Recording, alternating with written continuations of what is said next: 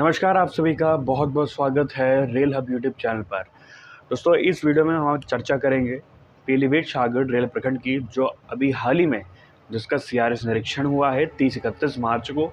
30 को सीआरएस निरीक्षण हुआ था मोटर ट्रॉली के थ्रू और 31 मार्च को स्पीड ट्रायल हुआ था, जिसकी जानकारी मैंने आपको अपने यूट्यूब चैनल पर दी थी वीडियोज़ के माध्यम से। स्पीड ट्रायल का वीडियो मैं आपसे नहीं शेयर कर पाया था, उसके लिए मैं आपसे माफ़ी मांगता हूँ।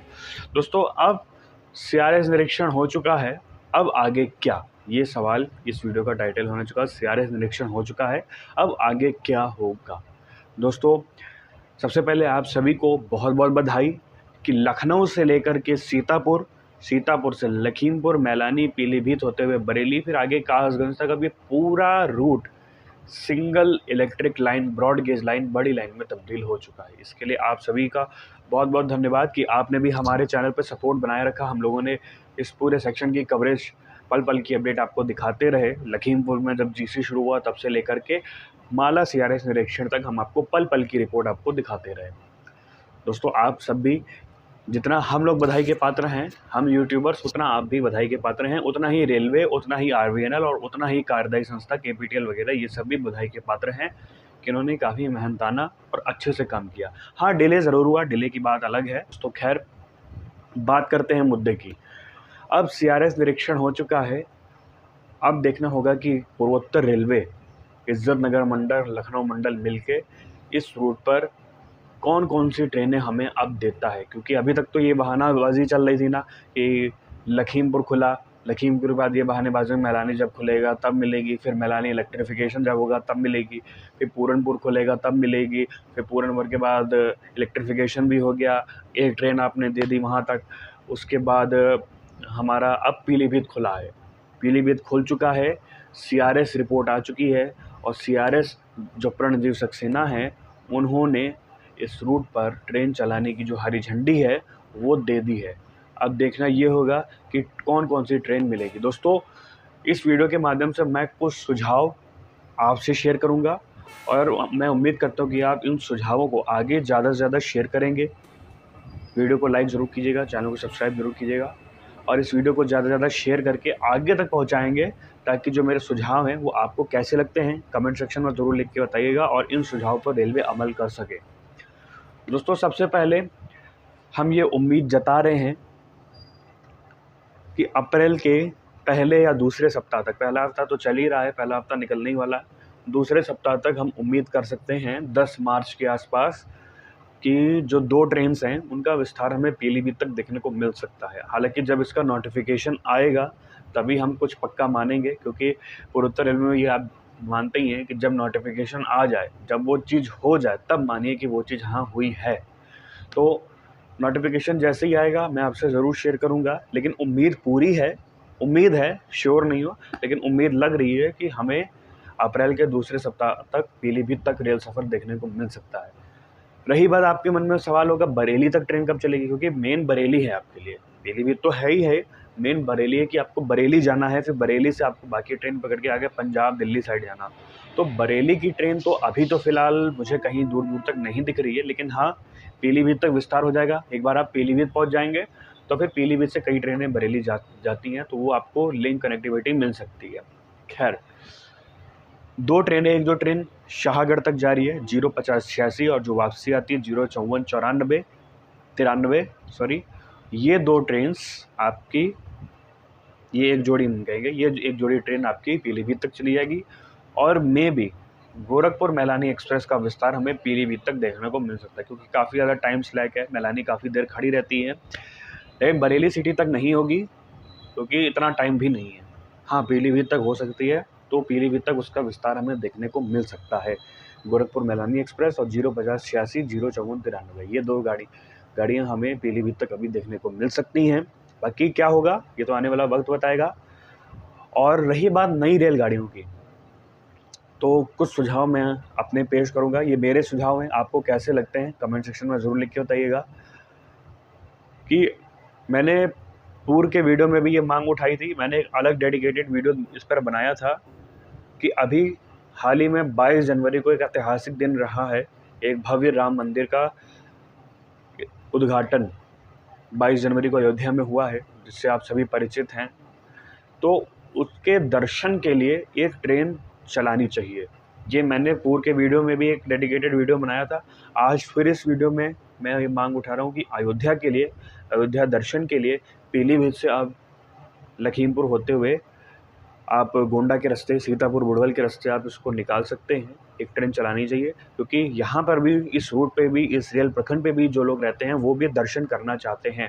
बसेस यहाँ से जा रही हैं, क्योंकि बसेस से किराया आप जानती हैं कितना महंगा है।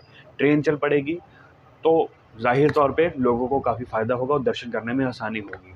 इंटरसिटी टाइप आप चला सकते हैं। सुबह पीलीभीत से चले, दोपहर तक पहुँच जाए, दर्शन करें, 3-4 घंटे जो भी हो, वापसी कर ले, शाम रात तक यहाँ वापस आ जाए। तो एक ये ट्रेन आप चला सकते हैं अयोध्या के लिए।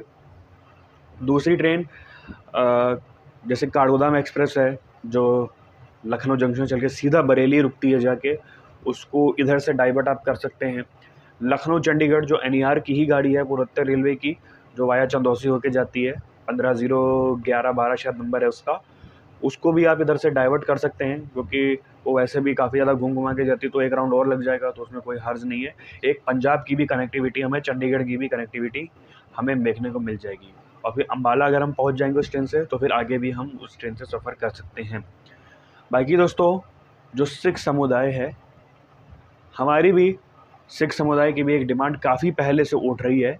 जब ये बड़ी लाइन का कार्य शुरू हुआ था कि 2 रेलगाड़ियाँ हमें मिलनी चाहिए। पहली, जो हजूर साहिब नांदेड़ महाराष्ट्र दर्शन के लिए, जो सिखों का तख़्त है, श्री हजूर साहिब नांदेड़ महाराष्ट्र, वहाँ के दर्शन के लिए एक ट्रेन चलनी चाहिए। आप नहीं डेली, आप ट्राई वीकली या वीकली चला दें, जिससे हमें भी दर्शन करने के लिए आसानी हो। या फिर आप एक काम कर सकते हैं, एक डेली ट्रेन झांसी के लिए आप दे दें, जो सचखंड एक्सप्रेस जाती है झांसी से, सचखंड एक्सप्रेस उससे लिंक कर दें, ताकि हमें दर्शन करने के लिए भी आसानी हो सके। या फिर आप डायरेक्ट एक वीकली ट्रेन ट्राई वीकली दे दें, नहीं डेली अगर संभव है तो।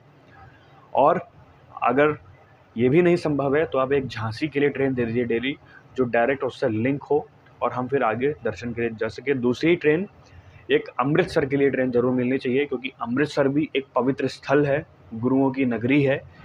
श्री दरबार साहिब अमृतसर है, वहाँ पे भी लोग दर्शन करने के लिए जाते हैं। वाघा बॉर्डर है, जलियांवाला बाग है, काफ़ी ऐतिहासिक शहर है, आप सभी उससे परिचित हैं। तो वहाँ के लिए भी एक मांग काफ़ी समय से उठ रही है कि अमृतसर के लिए भी एक रेलगाड़ी हमें मिलनी चाहिए, क्योंकि जो लखीमपुर पीलीभीत का जो एरिया है, यहाँ पर पंजाबियों की, सिखों की तादाद बहुत ज़्यादा है। मिनी पंजाब भी हम इसको कह सकते हैं। तो हमें यहाँ से एक कनेक्टिविटी मिलनी चाहिए पंजाब साइड की, क्योंकि काफ़ी लोग आए दिन पंजाब जाते रहते हैं, आते जाते रहते हैं। और अगर आप ट्रेन चला देंगे तो उससे भी काफ़ी ज़्यादा फ़ायदा हमें देखने को मिल सकता है। तीसरी मेजर बड़ी मांग है दिल्ली की ट्रेन की। जी हाँ दोस्तों, दिल्ली की ट्रेन की मांग तो बहुत ही ज़्यादा है कि दिल्ली की रेलगाड़ी हमें कब देखने को मिलेगी। लखनऊ तो जा ही रही है, प्रदेश की राजधानी तो जा रही है, देश की राजधानी से कब हम कनेक्ट होंगे। असल मायने में तभी कनेक्ट हम करेंगे जब हमें ट्रेन मिल जाएगी। पटरियाँ जुड़ने से हमें कोई मतलब नहीं, ट्रेन मिलनी चाहिए, ठीक है। ऐसे तो जब मैलानी शुरू हुआ तब तो हम पूरे देश से घूम के देखें तो पीलीभीत से भी जुड़ गए थे, लेकिन जब ट्रेन मिलेगी तब हम मानेंगे कि असल मायने में हाँ, हम जुड़े हैं। तो दिल्ली की ट्रेन हमें कब मिलेगी, ये एक बड़ा सवाल उठ रहा है। जो ये मेरा सुझाव है, जो लखनऊ जंक्शन से डबल डेकर जा रही है, वैसे भी वो काफ़ी मनहूस गाड़ी है, सही बता रहा हूँ, फ्लॉप गाड़ी है, आए दिन लेट लतीफ़ चलती है, आए दिन कैंसिल रहती है।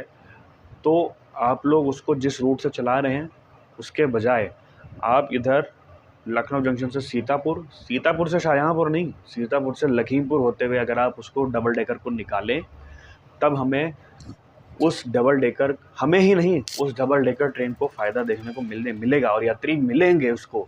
जी हाँ दोस्तों, उसको यात्री मिलेंगे, क्योंकि सीतापुर शाहजहाँपुर रूट पे कुछ खास यात्री रहते नहीं हैं जो उस ट्रेन में डबल डेकर में जा सकें।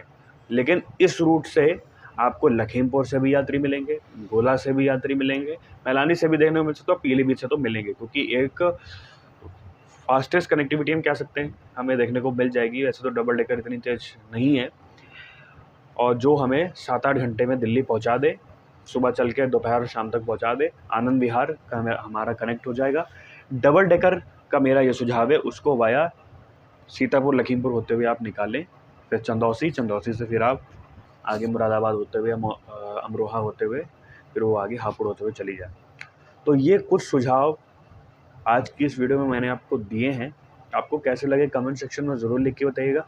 बाकी अपनी तरफ से भी रेलवे कुछ ना कुछ ट्रेन देगा तो है ही। खैर, ऐसा नहीं कि 2 ट्रेन में काम चलाएंगे हम लोग, लेकिन अभी नहीं हमें मिलेंगे, क्योंकि जैसा कि आप सभी को मालूम है चुनाव आचार संहिता लगी हुई है, मॉडल कोड ऑफ कंडक्ट लगा हुआ है। तो लिहाजा हम इसमें कोई भी उद्घाटन समारोह वगैरह पॉलिटिक्स काम वाला हम नहीं कर सकते, ठीक है। तो लिहाजा अभी जो ट्रेन चल रही है इन्हीं का विस्तार होगा, कोई फंक्शन नहीं होगा। इलेक्शन के बाद, रिजल्ट्स के बाद, नई सरकार बनने के बाद हम उम्मीद कर सकते हैं एक बड़ा प्रोग्राम होगा जिसमें हमें 1 या 2 ट्रेन्स देखने को मिल सकती हैं, और फिर हम जुलाई के बाद से ये एक्सपेक्ट कर सकते हैं रेलवे से कि हाँ, अब रेलवे इन ट्रेनों पर ध्यान दे, अब इस पर ट्रेन संचालन या जो रेलगाड़ियों की जो संख्या है वो बढ़ानी चाहिए। बाकी दोस्तों, आपको जो मैंने ट्रेन की लिस्ट बताई है आपको, इनमें से कौन सी ट्रेन आप समझते हैं कि हाँ, ये मांग बहुत सही है? पहला अयोध्या वाली ट्रेन, दूसरा झांसी या फिर हजूर साहिब नांदेड़ की ट्रेन, तीसरा अमृतसर की ट्रेन, चौथा दिल्ली की ट्रेन, पाँचवा काठगोदाम और डबल डेकर।